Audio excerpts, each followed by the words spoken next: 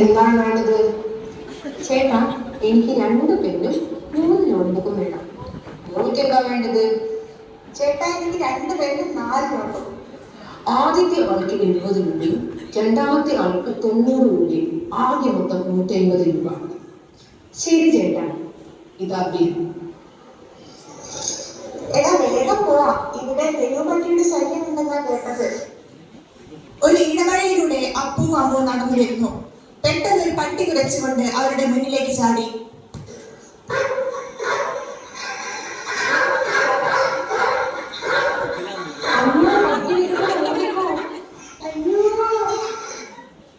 Scene 2. ഒരു മതിലിന് പിന്നിൽ അവർ മറിഞ്ഞിരിക്കുന്നു. പട്ടി പോയതിനു ശേഷം അവർ യാത്ര തുടരുന്നു.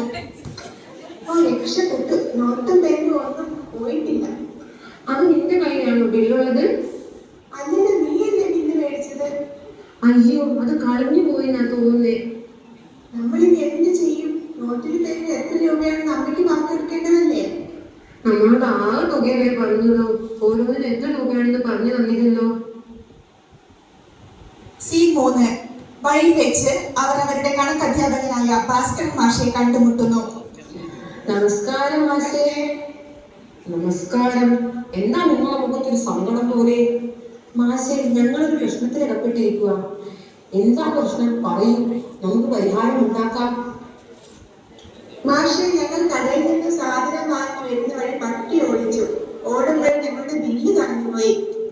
അതാണോ പ്രശ്നം? അതല്ല പ്രശ്നം. ഓരോന്നിനും വില അറിയാൻ എന്താ വഴി? ഞങ്ങൾക്ക് അമ്മയോട് പറഞ്ഞു കൊടുക്കാനുള്ളതാ.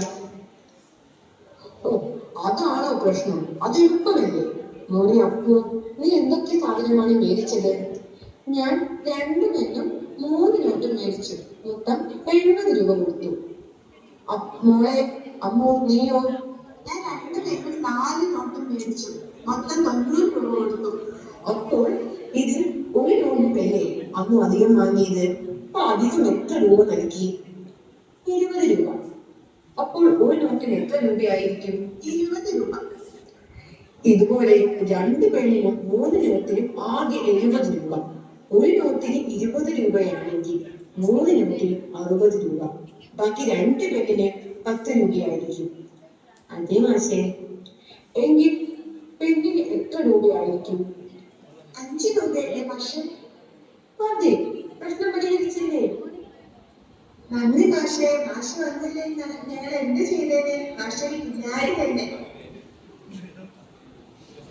Thank you.